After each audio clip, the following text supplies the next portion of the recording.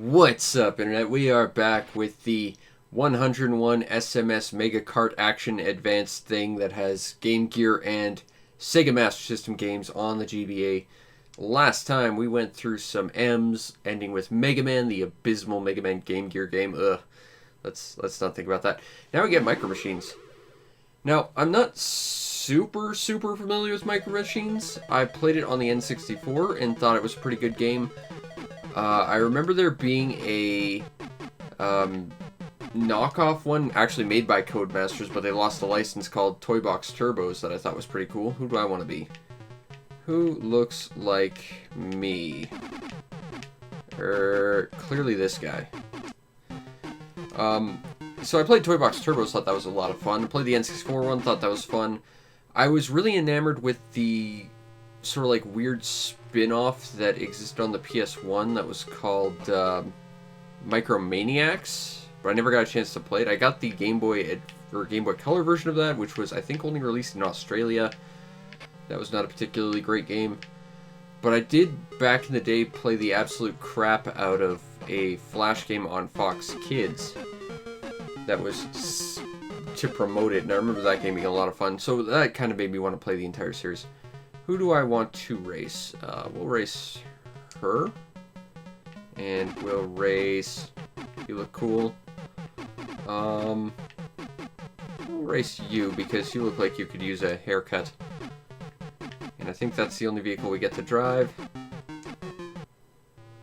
The level with all the Cheerios. I remember this. Oh, okay, this is a little bit weird. Like, A button is backwards, B button is forward. That takes a little bit of getting used to.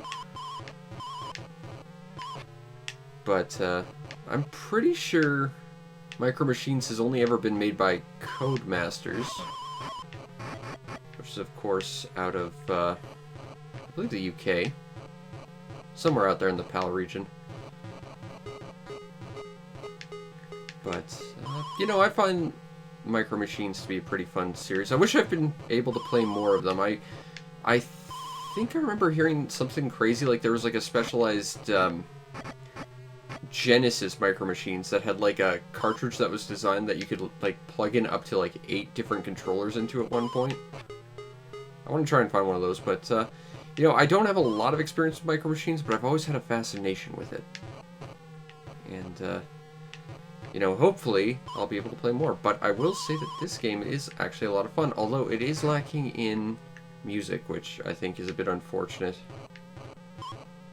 And after this, I might have to play some Toy Box Turbos again, because it was on Xbox for free a little while ago. But we made it to rank 1, which is good. Oh, now we got a new car to our Micro Machines thing. You know, that's the funny thing. Micro Machines is a toy line.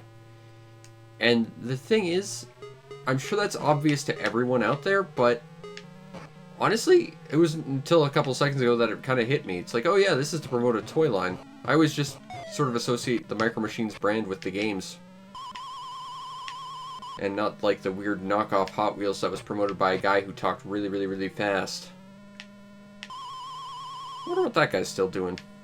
Like, I don't think he's promoting Micro Machines anymore. Oh! But there's an eraser on that ruler. I can't drive there.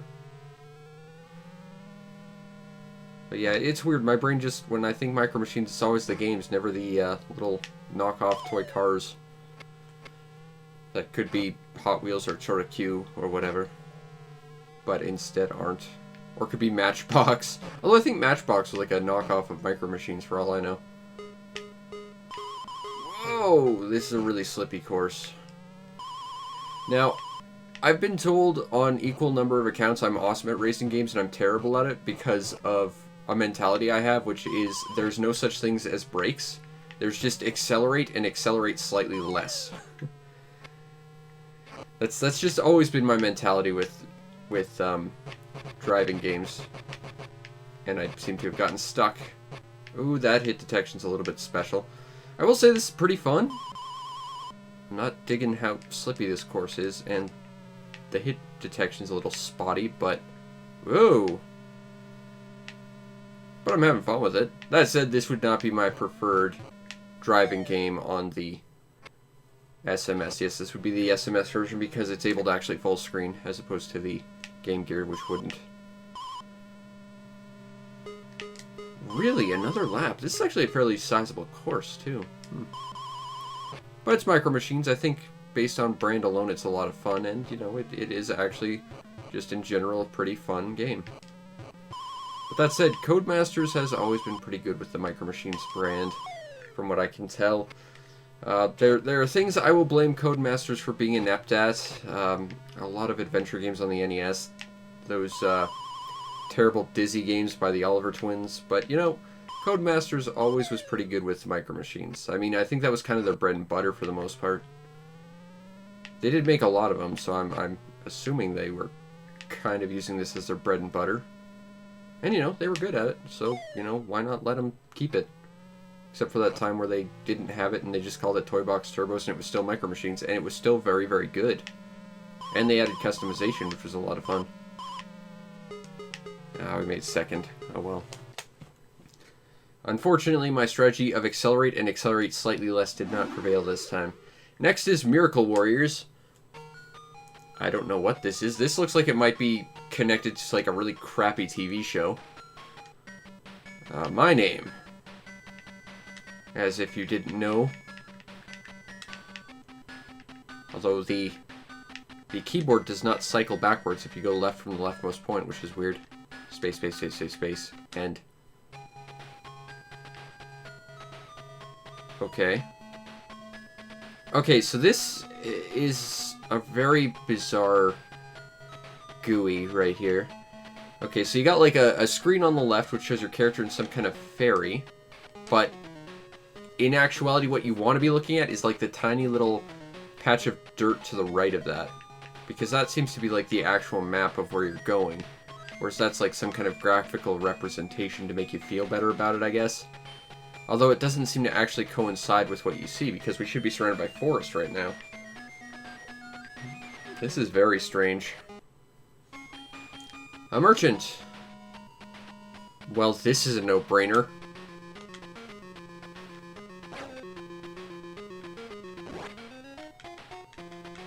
Clearly I'm gonna attack the merchant for getting in my way. Hey, we got a lot of money.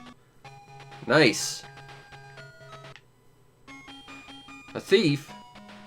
Let's talk to him. He seems like a reasonable fellow. Now let's kick his ass.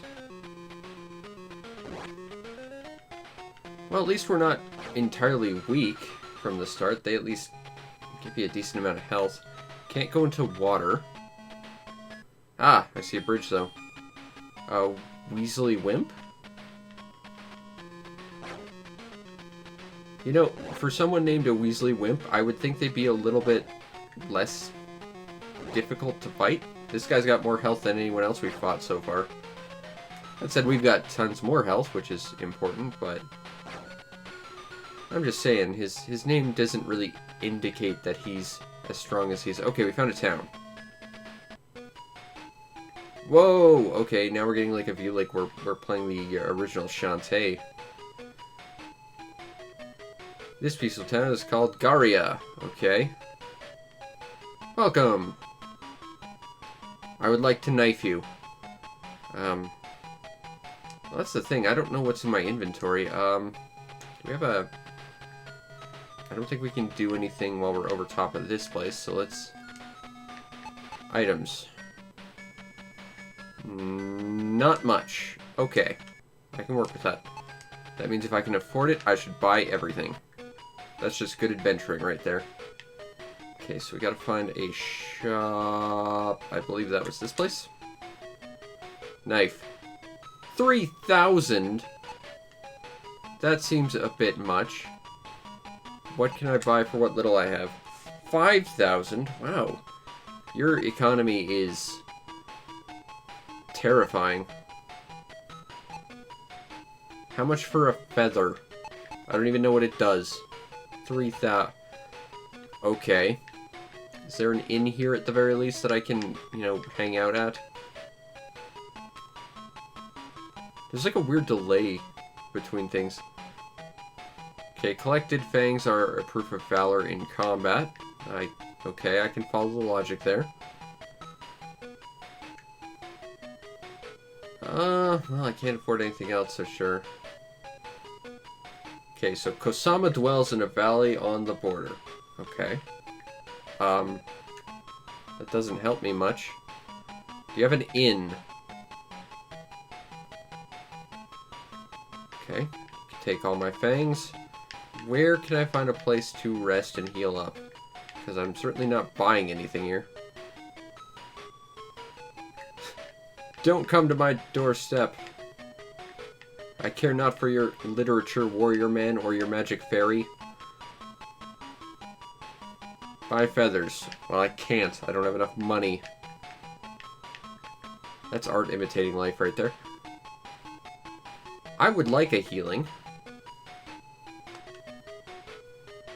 Okay, the fact that I have to select my character leads me to think that we're going to get a party later on.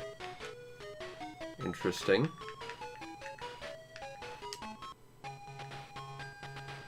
Okay, so there's a valley on the border. The border of what, though? I'm not going to try and pronounce that. Let's fight the raptor. Whoop. Looks like we're going to be able to take out this raptor, no problem. It took out half my health. Still, we got a little bit of money. We got some fangs. An evil merchant. I guess we're not talking to an evil merchant, but he seemed so reasonable. I feel like that's... calling a merchant evil is like some sort of jab at capitalism or something. It's like this game is trying to push an agenda of some sort. Am I going to die at the hands of a merchant? Not today. Hey, I think we can go buy a knife now. You know, I don't like the way this is presented. It's presented in a really terrible way. But I will say I am kind of intrigued about this game. Knife me, now. Okay, that should raise our DPS. Well, DPS. That would imply that this is an action game. Although moving around the map is a little bit awkward. Heal me, please. I will get cured. 420? It was 100 last time. What are you on about? I guess I have a higher health pool, so that multiplies it somehow. I'll attack this strange creature and get murdered. Oh well. That looks interesting. I'm kind of interested. Don't like how it's presented, but I do like it. Okay, next is a game that I really didn't have access to because it wasn't really released in North America as far as I can tell. It certainly wasn't on the NES or anything else. Anyways, New Zealand Story. It's a game with amazing presentation and an awesome soundtrack, and that's what I remember about it, but haven't played a lot of it. And I honestly don't want to talk during any of this because it's got such a great soundtrack. Although this is a bit of a plingier rendition of it. But you play this little kiwi bird who has to, I think you're a kiwi bird.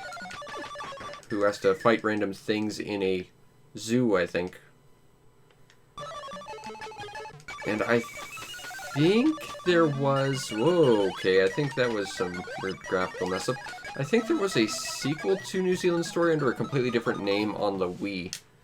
Called Ivy the Kiwi. I think that was related to New Zealand Story anyway. That's a game I've been trying to get for a while. But, as you can see, this is hardly the perfect version of this game. And that's likely because this was just hacked and put onto a Game Boy Advance cart. As these sprites are glitching out a fair bit. Which is unfortunate because this is a pretty rockin', if very, very difficult and complicated arcade game. But we made it into the top 5. So let's just go and...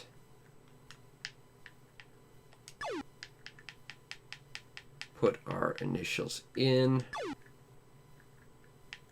I'm number 5, best Kiwi New Zealander player thingy ever. Let's try one more time.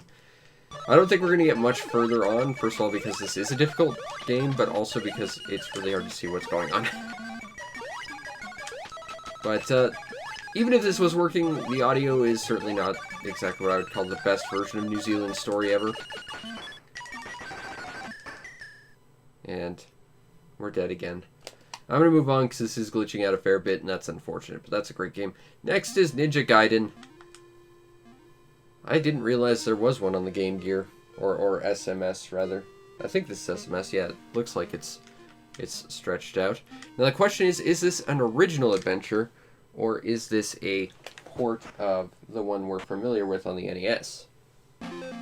I'm genuinely not sure. It's definitely throwing me for a loop. It keeps, like, every game on here says press start, but it's always the B button for some reason. This is certainly not exactly Tecmo Theater grade cutscenes, but you can clearly see that they're doing their best with it.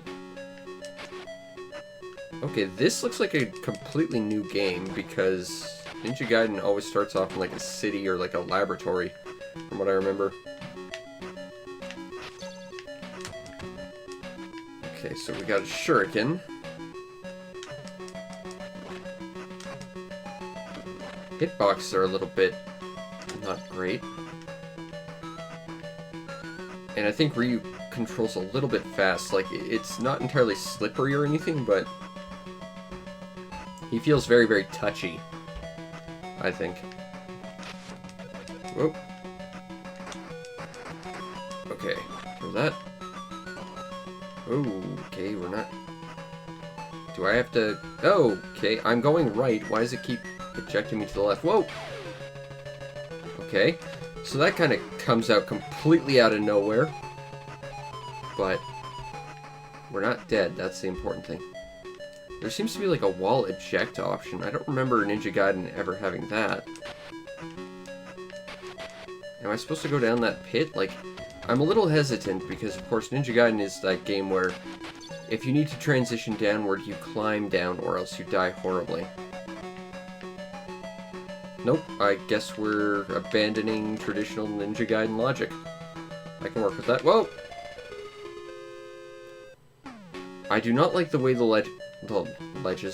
levels are currently structured. There seems to be a lot of just immediately throwing stuff on you at transitions where you can't realistically dodge it or prepare yourself for it. Like, they just come at you too fast. Okay. So, it's not a perfect Ninja Gaiden game by any means.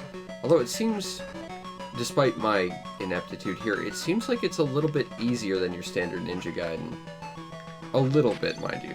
But Ninja Gaiden is, of course, a game known for its stupid difficulty. Except for Ninja Gaiden 3, which was made, like, ridiculously easy in the Japanese version, if I recall. And then the North American version they just made, like, ridiculously difficult. Well... Okay, so we've got an entire floor just made of spikes. That's good. Good.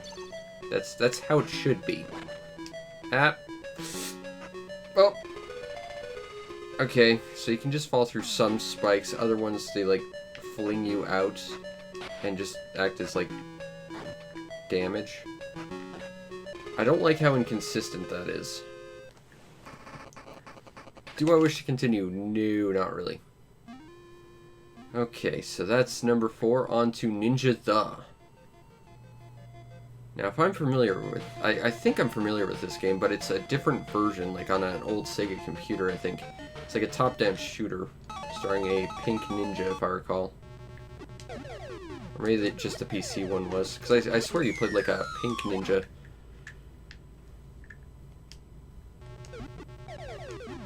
But this is a very difficult game. Oh! Yeah, we're not going to get very far with this one, I'm afraid.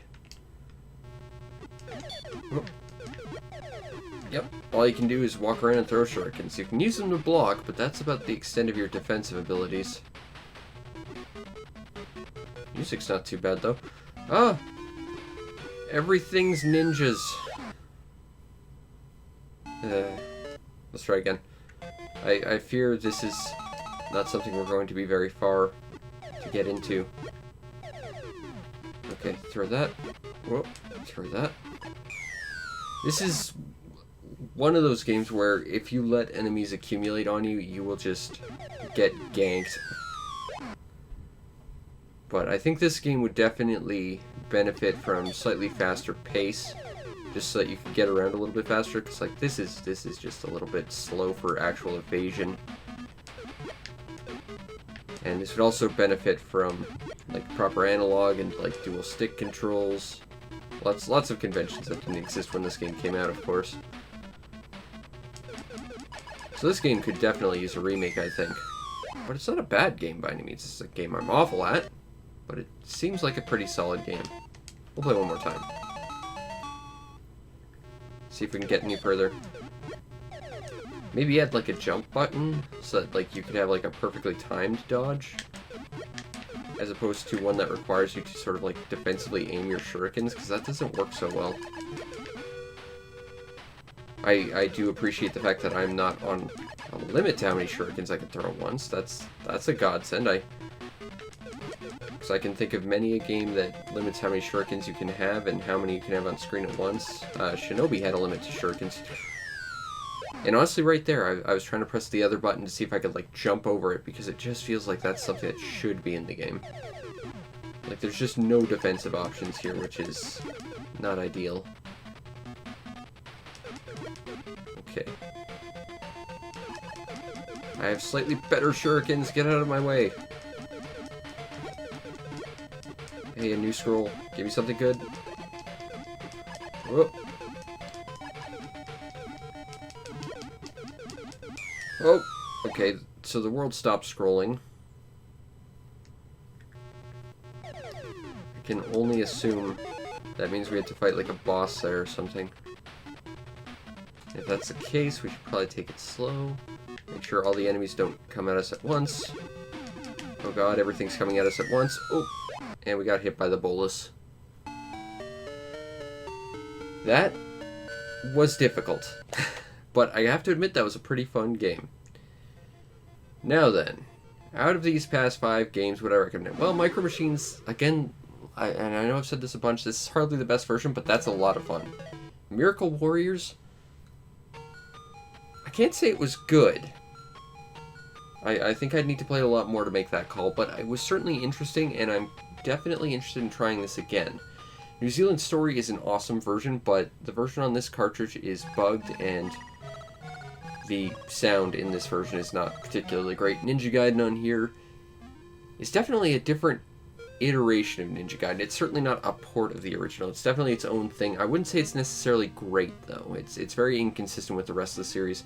It does feel a little bit easier in some regards, and a little bit harder in others, though. The controls are definitely very touchy. And the Ninja, I am awful at this game, but I gotta admit it's pretty awesome. I think this game definitely needs a remake. So based on these past 5 games, absolutely I would recommend it. The only one I would say is worth skipping for sure is New Zealand Story, and that's a great game. It's just not a great version of it. Ninja Gaiden, that one's a bit iffy, but, you know, if you're a fan of Ninja Gaiden, I was always more of a Shinobi kid, but, you know, Ninja Gaiden was decent, I guess, but the Ninja, Micro Machines, Miracle Warriors, forget about it. That's awesome. Anyway, I hope you enjoyed, and join us next time for Operation Wolf, which I thought was a light gun game, so I'm not sure how that's going to work. But, anyway, I hope you enjoyed, and if you did, subscribe to the show to see more, because we're doing this every single week. You might want to check out my Twitch page to see everything I stream every day, plus a bunch of other stuff that is a little bit less common that I stream. And, you know, if you really want to make my day, check out the PayPal or Patreon. Support the show any way you can so that I can continue to do what I do to the best of my ability, which is play weird multi-carts and play some interesting Sega games, some less good ports of Sega games, and some truly great ones. But anyway, I hope you enjoyed, and I'll see you next time. Peace out, Internet.